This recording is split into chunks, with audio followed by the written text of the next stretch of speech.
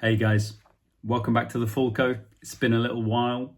We've had the international break and I've been taking a little bit of a break off making some of these videos. So now that Tottenham are back, the Premier League is back, we're back with these little analyses video. And what I wanted to do very quickly in this one is just have a look at a few bits and pieces that have happened and what this kind of means for us going forward. So Ange Postecoglou's recent Optus Sport interview, looking at the importance of our Europa League campaign, and then a quick look ahead to Chelsea, which is actually this evening, and I'll be looking at that in some post-game videos here on my channel, and potentially as well over with Jim on the Spurs channel as well, so look out for those.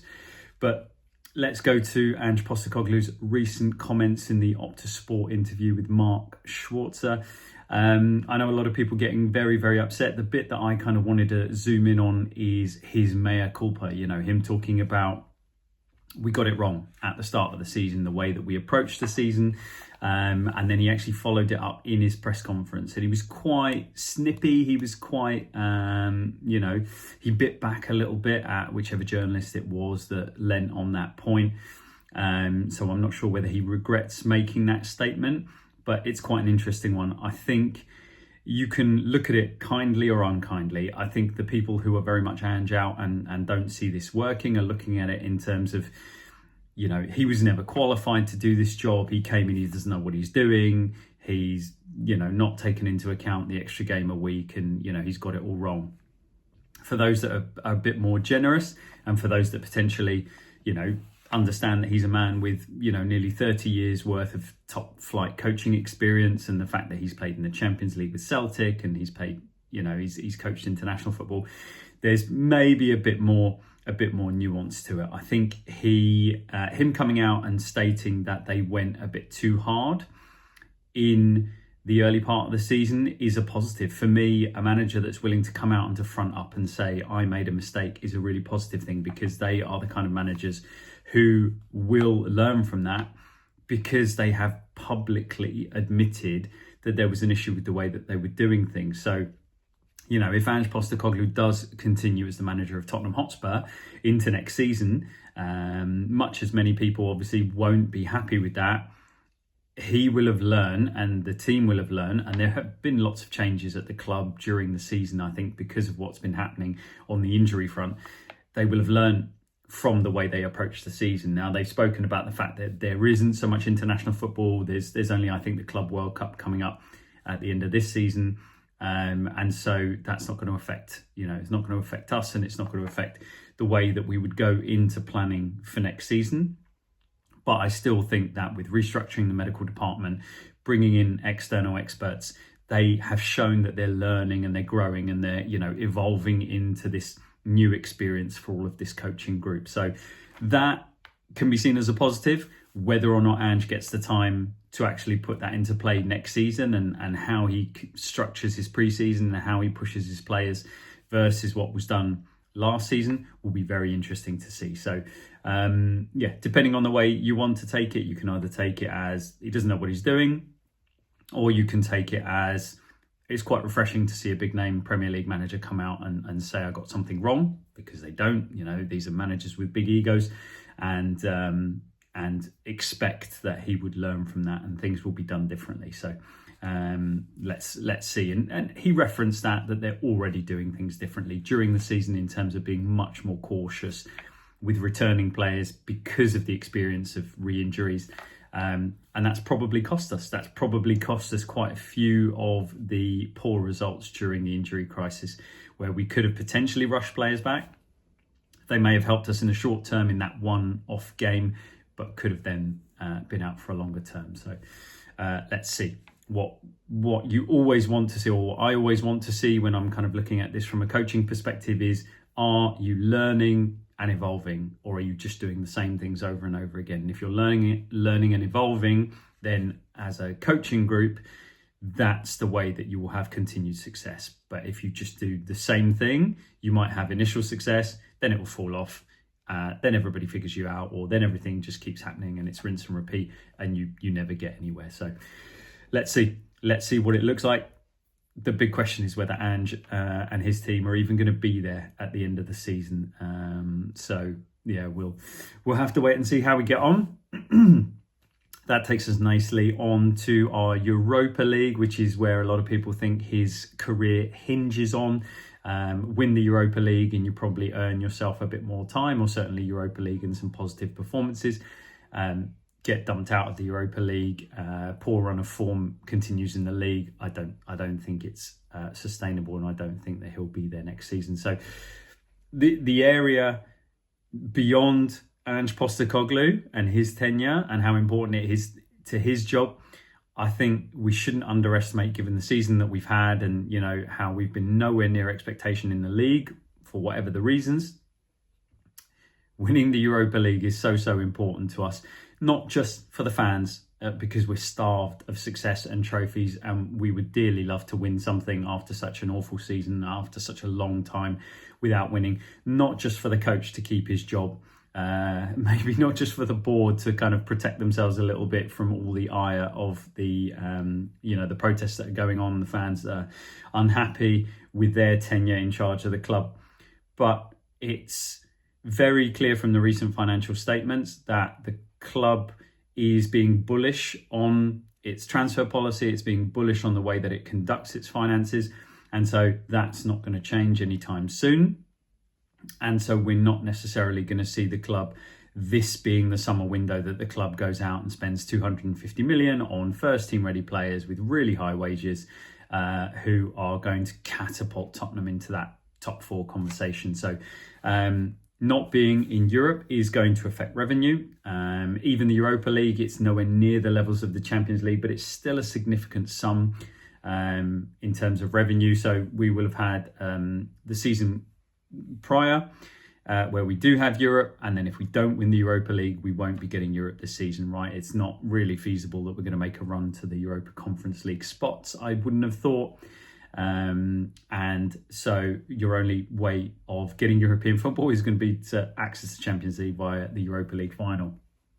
That will therefore change our budget forecast for the coming season, and therefore that will affect whether or not it affects it this summer, or it affects the way the club looks forward in terms of budgeting is a question maybe.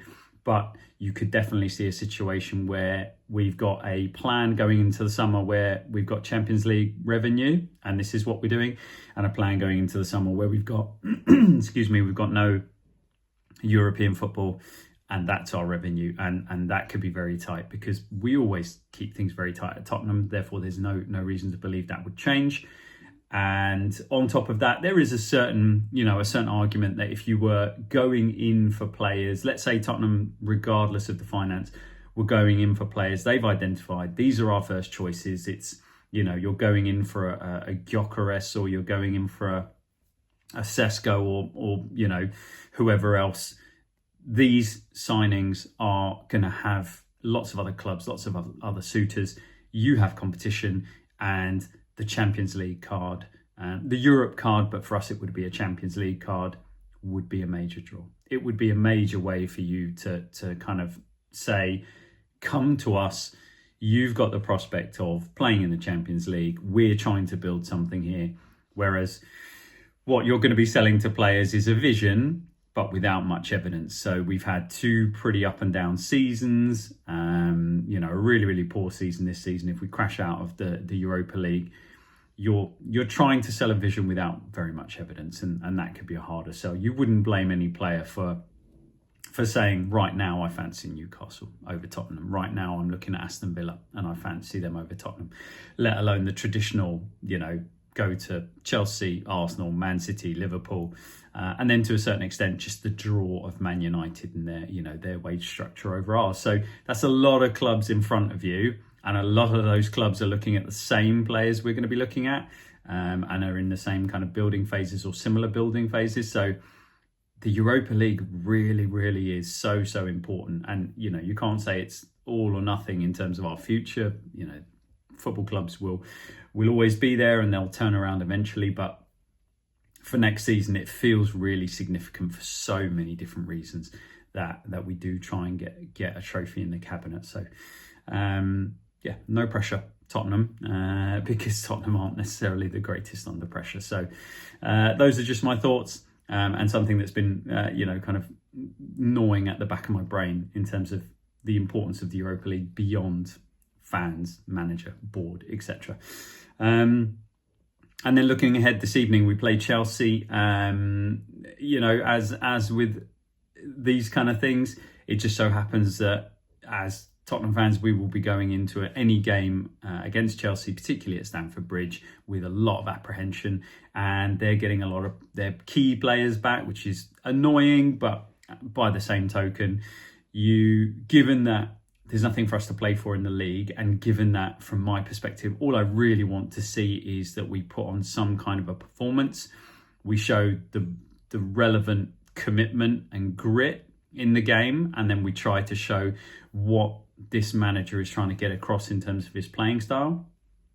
Then actually you want to do it against Chelsea's first team players. Yeah, if it was just about the result, if it was just about us fighting Chelsea for fourth and we don't really care, we just need a point or we just need 3 points to get over the line, you'd say, well, I'd love it if Chelsea had injuries, I'd love it if they were in a bad run of form, all of these kind of things, because I don't care, I just want the points. But that's not really what tonight is about. So the fans care about this fixture. The fans want to see the fight and the passion and the energy. And I, on top of that, really, really, really want to see, as I've said, between now and the end of the season, with his squad being almost back, barring a couple of players, I really want to see Ange show that when he's got his squad there, he can really put in place what he's trying to achieve. It's not going to be easy. He's not had a run at it. It's not like we've had a pre-season and then the team gets to build into it over the season. He's got a very tight period of time with players only returning, so they're not going to be fit or sharp or in rhythm. But he's got to do it. That's the challenge that sits in front of him and his team. They've got to get there, and that's what I'm going to be looking at. Performances in the league. What does it look like? Is there some kind of consistency? Can we show the Ange ball that he wants to play? And then obviously in the Europa League, it's about results. Just get through each of the fixtures, each of the ties, make it through round by round, get to that final, win that final. So that's what I'm looking at. My feelings on Chelsea are exactly the same. I think I did a pre-video before the reverse fixture. Typical Tottenham, we come flying out the traps, we're doing really well, we think we've blown them away, and then we shoot ourselves repeatedly in the foot. It was an extraordinary performance, but we always do that against Chelsea. Their system is set up to be effectively a version of Ange ball, with one less inverted fullback at a time. I would expect Maresca to stick to that principle. I think he will, with the wide players he's got, he will continue the high and wide players. If Nico Jackson's fit, playing, bouncing the ball off Nico Jackson down the middle, inverting one fullback and trying to outnumber us in midfield, using a really high energy three to get about us, try and get the ball wide, and then try to do something, be really aggressive wide. So we are going to have to defend 1v1 brilliantly in those wide areas, and that's not something we've shown ourselves able to do very often. We're going to have to match their energy in that midfield three, and if they're trying to come in and create overloads, we've got to show that we've got that defensive discipline to sit in to the relevant pockets and channels. Block off passing lanes. Do not let players 1v1 run past us without getting back and putting pressure on, getting challenges in. Help your teammate. Put yourself in a position where if one player does get beaten, we're not wide open, and then we have to be clinical. So going away from home, going to Stamford Bridge, a ground where we, never really get anything, you've got to go there and be clinical. So we cannot afford to go there and at 0-0 have a chance, a good chance, and we do this and not take it. We've got to take those chances, because against Chelsea, even when we do, we go 1 and 2 up, we still can't get over the line. So we need to be clinical. I'm really going to be looking for how our system is stress tested against a version of the same that Maresca plays. So anyway, let's see what happens. And we'll be back tomorrow probably to digest and dissect it all and see how we went. Anyway, come on Tottenham.